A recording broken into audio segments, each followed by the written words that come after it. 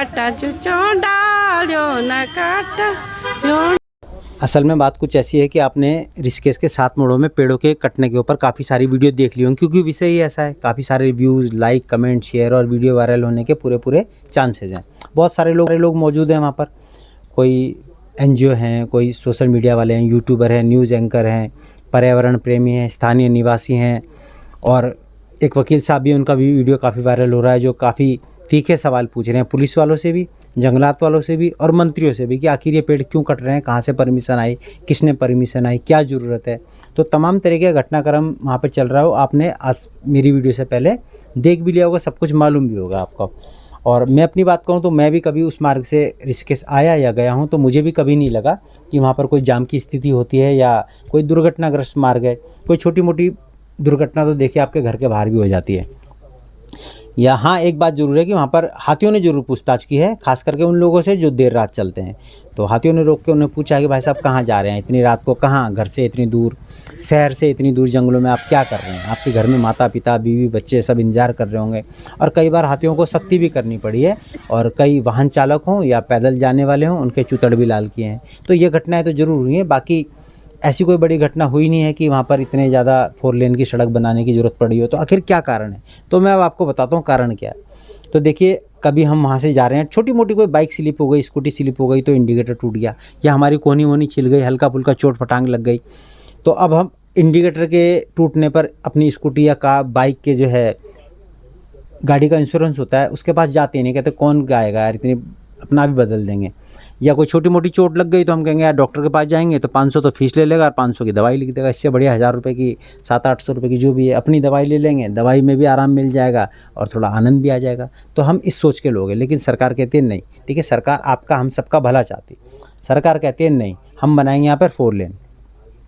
अब जब आप 100, 120, 150 की रफ्तार से यहाँ से जाएंगे और कोई दुर्घटना हो जाती है, तो फिर आपको कुछ हो गया तो आपका जो इंश्योरेंस है वो मिलेगा आपके घर वालों को, आपके घर वाले भी खुश। अच्छा, गाड़ी को कुछ हो गया तब आप जाएंगे गाड़ी के इंश्योरेंस वालों के पास, भैया इतने सालों से किस्तें दे रहे हैं, हमारी गाड़ी का क्लेम दीजिए। और सरकार, देखिए ये फ़ायदे तो हैं ही, सरकार न सिर्फ हमारी हितैषी है और जलवायु प्रेमी है, बल्कि वन्य जीवों के प्रति भी संवेदना रखती है।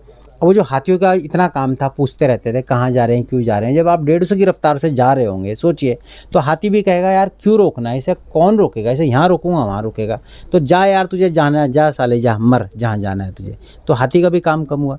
तो सब चीज़ें हमें सोच विचार करके चलना चाहिए कि सरकार चाहती है हमारा भला। अच्छा, एक खबर और सुनी है, आप लोग ज़रूर बताइएगा कि मैंने सुना है 4000 पेड़ कटने थे, जिसमें से 1500 कट भी गए हैं। तो चर्चा चल रही थी, कह रहे थे कि सरकार ने कहा कि नहीं, इतने लोग विरोध कर रहे हैं, इतने सारे लोग जो पर्यावरण प्रेमी खुद को बता रहे हैं, वो सब लोग नाराज़ हैं, तो अब हम बाकी के पेड़ नहीं काटेंगे, तो जो पेड़ कटे थे उतने ही सही है। तो देखिए, आप लोगों की मेहनत सफल हो गई कि अगर बाकी के पेड़ नहीं कट रहे हैं, तो बहुत अच्छी खबर है। बाकी मुझे इस विषय में ज़्यादा संक्षिप्त में ज्ञान है नहीं, आप लोग कमेंट बॉक्स में बता सकते हैं क्या सच में ऐसा है या नहीं।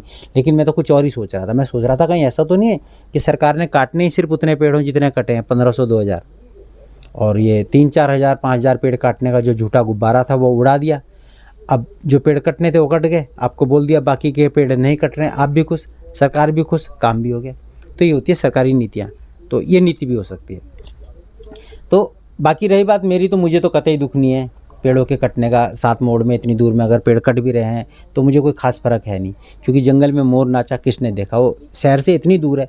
और वैसे भी जितने भी लोग, मैं थोड़ी सी कड़वी बात कहूँगा, अब आप उसे अच्छी भी समझ सकते हैं कि यार देखिए, हम लोग पर्यावरण प्रेमी हैं, सारे पर्यावरण प्रेमी हैं। क्योंकि उत्तराखंड, देहरादून खास करके जाना जाता था, देहरादून वो जाना जाता रहा लीची और आम के बगीचों के लिए। कितने सारे लीची और आम के बगीचे होते थे।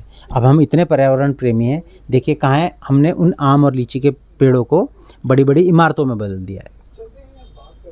ये सरकारें तो अब विकास कर रही हैं, इन सरकारों को तो देर में अक्ल आई है। हम विकासशील लोग पहले से हैं, हमने उन सब पेड़ों को जो है बड़ी बड़ी इमारतों में, बिल्डिंगों में, सोसाइटियों में कन्वर्ट कर दिया है। तो ये सरकारों को क्या मालूम।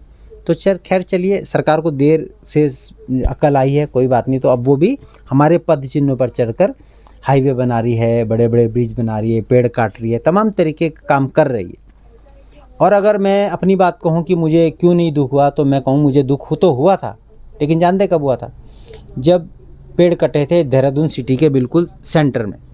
जो देहरादून की दिल हुआ करते थे, जान हुआ करते थे, देहरादून के पूरे पर्यावरण को नियंत्रित करते थे, वो थे सहस्त्रधारा रोड के सैकड़ों पेड़, जो सड़क के नाम पर, जाम के नाम पर, दुर्घटना के नाम पर, ना जाने किस चीज़ के नाम पर काट दिए गए।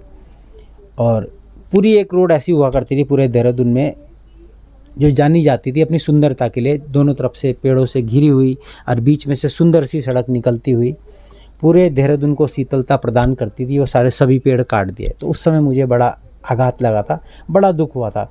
आज के सहस्त्रधारा रोड में और तब के सहस्त्रधारा रोड में जो दृश्य है, वो दृश्य पथरा सा गया है। तो अब ये 2 पेड़ बचे हैं, स्क्रीन पर देख रहे हैं। मैंने बहुत पहले वीडियो बनाई थी, काफ़ी लोगों ने पसंद भी किया था। लेकिन कहते हैं ना, जब मनुष्य के ऊपर आफत आती है तो कहते हैं कि सर के ऊपर तलवार लटक रही है, और इन पेड़ों के ऊपर भी आफत आज नहीं तो कल आनी है, और इनके ऊपर किसी पेड़ काटने वाले का आरा लटक रहा है। तो देखिए, सरकार का एक मानना है कि जो ये प्राकृतिक सुंदरता है, पेड़ हैं, नदियाँ हैं, झरने हैं, पहाड़ियाँ हैं, ये ऊंची ऊंची पहाड़ियाँ हैं, ये सब ऐसे ऐसे मोड़ हैं, जो सुंदरता होती है पहाड़ की, ये सब बेकार की चीज़ें। सुंदरता वो होती है जो मनुष्य के द्वारा निर्मित होती है। तो इसलिए सरकार सड़कें बना रही है, और दीवारों के ऊपर पेड़ काटकर जो सड़कों के किनारे बड़ी बड़ी इमारतें बन रही हैं, उनकी दीवारों पर पेड़ों की तस्वीरें बना रही है। तो वो तस्वीरों में जो पेड़ हैं, वो ज़्यादा ऑक्सीजन देते हैं, ज़्यादा सुंदरता प्रदान करते हैं, और उनका फ़ायदा ये है ना कि उन्हें हम हर साल पेंट करके हरा भरा कर सकते हैं। तो सरकार दूर की कौड़ी सोचती है, और मोदी जी ने तो कहा भी है कि एक पेड़ माँ के नाम। वो आपकी और हमारी गलती है जो हम सोच लेते हैं कि एक पेड़ लगाना था, नहीं, वो पेड़ काटना था। असल में क्या है कि अब हम लोग ना घर में गाय पालते हैं, ना घर में चूल्हा जलाते हैं, तो ना हम लकड़ी काम की है हमारी, तो हम पेड़ नहीं काट रहे हैं, ना घास काम का है, क्योंकि अब हम गाय भी नहीं पालते। अब गाय पालेंगे तो लोग हमें बोलेंगे अंधभक्त, गोबर भक्त, गोमूत्र वाले। तो अब हम देखिए थोड़ा सभ्य हो गए हैं, अब हम पालते हैं कुत्ता, उसे घुमाते हैं और उसकी टटियाँ साफ़ करते हैं। कभी कभी मोहल्ले वाले से झगड़ा भी हो जाता है जब वो उसके गेट पर कर देता है काम, तो उसका भी फ़ायदा है कि हमें मालूम चलता है इस घर में रहता कौन है। जब उससे झगड़ा होता है तभी तो पता चलता है, वरना हमें मालूम ही नहीं चलता है कि पड़ोस में रह कौन रहा है।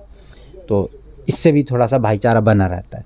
तो हम लोग कुछ भी कहें, सरकार भी अब हम लोगों को समझ चुकी है। हमारे विकास के जो मानसिकता है हमारी, जो हम पर्यावरण प्रेमी हैं, जो हम पहाड़ों में जाते हैं घूमने, इधर उधर जाते हैं, वहाँ पर हम अपने साथ बोतलें, प्लास्टिक की थैलियाँ, पन्नियाँ, ये सब चीज़ें ले जाते हैं, इतनी मेहनत करके ले जाते हैं। तो सरकारें भी समझ चुकी हैं कि हम लोगों को क्या चाहिए, वो उसी आधार पर काम कर रही है। अब सरकार बीजेपी की हो, कांग्रेस की हो, किसी अन्य की हो, अभी बीजेपी है वो कम विकास कर रही है, और कांग्रेस तो समय समय पर कहती भी रहती है विकास, जो बीजेपी ने कोई भी विकास नहीं किया है, हमें मौका दीजिए, हम बताएंगे विकास होता क्या है। तो भाई, सरकार कोई सी भी हो, वो विकास करके ही मानेगी। और जो हम लोग पर्यावरण प्रेमी हैं, जिनके घर के प्रत्येक घर के बाहर एक आम का, लीची का, पपीते का पेड़ होता ही है, नहीं है? अरे होगा, सूख गया होगा, बाहर निकलिए सुबह और उसमें पानी डालिए, 2 दिन बाद वो हरा हो जाएगा।